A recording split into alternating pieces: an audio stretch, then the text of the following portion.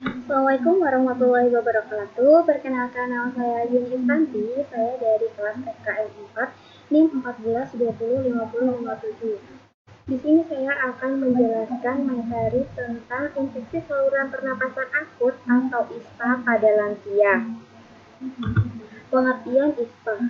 Infeksi saluran pernapasan akut atau ISPA adalah infeksi di saluran pernapasan yang menimbulkan gejala batuk, pilek, disertai dengan demam. ISPA disebabkan oleh virus sehingga dapat sembuh dengan sendirinya tanpa pengobatan khusus dan antibiotik. ISPA dapat menyerang saluran pernapasan atas maupun saluran napas bawah. Beberapa penyakit yang termasuk dalam ISPA adalah common cold, sinusitis, radang tenggorokan akut, laringitis akut, pneumonia, dan COVID-19. Penularan virus atau bakteri penyebab ISPA dapat terjadi melalui kontak dengan percikan air liur orang yang terinfeksi virus atau bakteri. Dalam percikan liur akan menyebar melalui udara, masuk ke hidung, dan kemudian masuk ke hidung atau mulut orang lain. Selain kontak langsung dengan percikan liur, penderita virus juga menyebar melalui sentuhan dengan benda yang terkontaminasi atau berjabat tangan dengan penderita. Lansia memiliki sistem kekebalan tubuh yang rendah sehingga rentan terhadap berbagai infeksi. Kemudian, menurut WHO, memperkirakan insiden ISPA di negara berkembang dengan angka kematian di atas 40 per 1000 orang adalah 15% sampai 20% per tahun pada golongan lansia. WHO menyatakan sebanyak 5 juta lansia di dunia meninggal setiap tahun dan sebagian besar kematian tersebut terdapat di negara berkembang, di mana ISPA merupakan salah satu penyebab utama kematian dengan membunuh sebanyak 2 juta lansia setiap tahunnya. Penyebab ISPA yang terjadi pada lansia. ISPA yang terjadi pada lansia disebabkan oleh beberapa penyebab, yaitu yang pertama, kekurangan gizi, yang kedua, kurang mengkonsumsi makanan sehat 5 sempurna, kemudian kurang memperbanyak minum air putih dan kurang berolahraga.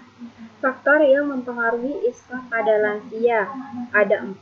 Yang pertama adalah jenis kelamin, yang kedua adalah pekerjaan, yang ketiga adalah pengetahuan, dan yang keempat adalah lingkungan. Yang pertama adalah jenis kelamin. Pada umumnya, penyakit ISPA pada lansia lebih banyak terjadi pada laki-laki dibanding dengan wanita yang dipengaruhi oleh faktor lingkungan seperti kebiasaan merokok. Kemudian yang kedua adalah pekerjaan. Seseorang yang memiliki pekerjaan maka akan merasa sangat mengganggu setelah keadaan fisiknya tidak baik. Setelah seseorang usianya semakin tua, terutama seorang yang mempunyai pekerjaan sebagai pedagang, petani yang memerlukan kegiatan prima dan dapat menimbulkan kecemasan tersendiri. Yang ketiga adalah pengetahuan. Semakin tinggi tingkat pendidikan seseorang, maka semakin rendah menerima informasi, sehingga banyak pula pengetahuan yang dimiliki dan semakin bertambah subur. Tingkat kematangan seseorang akan lebih matang dalam berpikir, bekerja, serta memperoleh banyak pengalaman. Kemudian yang keempat adalah lingkungan. Perilaku seseorang terhadap pemeliharaan lingkungan seperti hidup bersih, perilaku seseorang terhadap perilaku kesehatan di mana respon terhadap lingkungan sebagai penentu kesehatan manusia. Yang kemudian adalah pencegahan ISPA. Yang pertama adalah mencuci tangan secara teratur, terutama setelah beraktivitas di tempat umum. Yang kedua adalah menghindari menyentuh wajah, terutama pada bagian mulut, hidung, dan mata untuk menghindari penularan virus dan bakteri. Yang ketiga adalah perbanyak konsumsi makanan kaya vitamin, terutama vitamin C, untuk meningkatkan daya tahan tubuh. Kemudian yang keempat adalah gunakan sapu tangan atau tisu untuk menutupi mulut ketika bersin atau batuk. Hal ini dilakukan untuk mencegah penyebaran penyakit ke orang lain.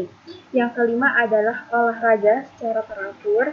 Yang keenam adalah berhenti merokok. Yang ketujuh, lakukan vaksinasi, baik vaksinasi influenza atau pneumonia.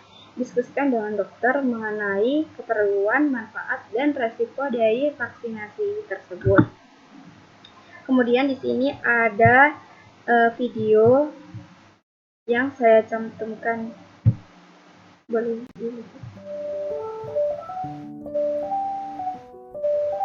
Infeksi saluran pernapasan akut atau ISPA adalah infeksi di saluran pernapasan yang menimbulkan gejala batuk, pilek, disertai dengan demam.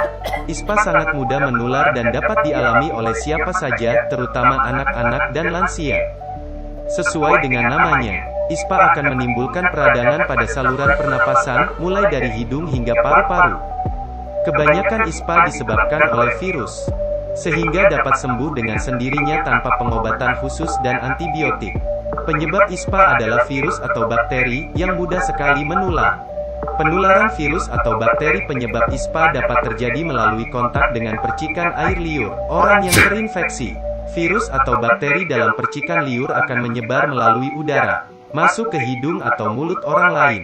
Selain kontak langsung dengan percikan liur penderita, virus juga dapat melalui sentuh dengan benda kontaminasi, atau berjabat tangan dengan penderita.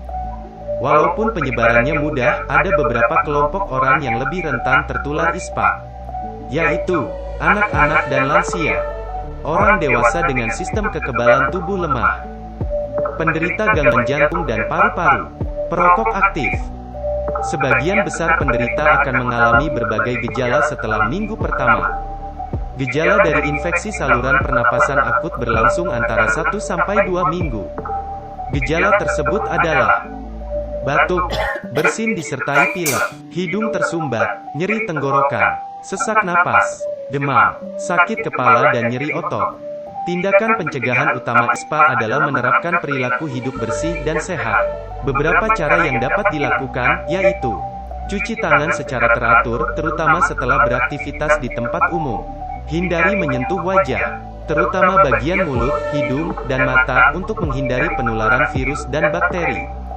Gunakan sapu tangan atau tisu untuk menutup mulut ketika bersin atau batuk. Hal ini dilakukan untuk mencegah penyebaran penyakit ke orang lain. Perbanyak konsumsi makanan kaya vitamin, terutama vitamin C, untuk meningkatkan daya tubuh. Olahraga secara teratur dan berhenti merokok. Demikian informasi tentang ISPA, semoga bermanfaat bagi kita semua. Jangan lupa share video ini kepada. Jangan lupa juga untuk klik subscribe ke video ini. Dan juga klik tombol bel yang ada di bawah video ini. Pelayanan memuaskan adalah tekad kami.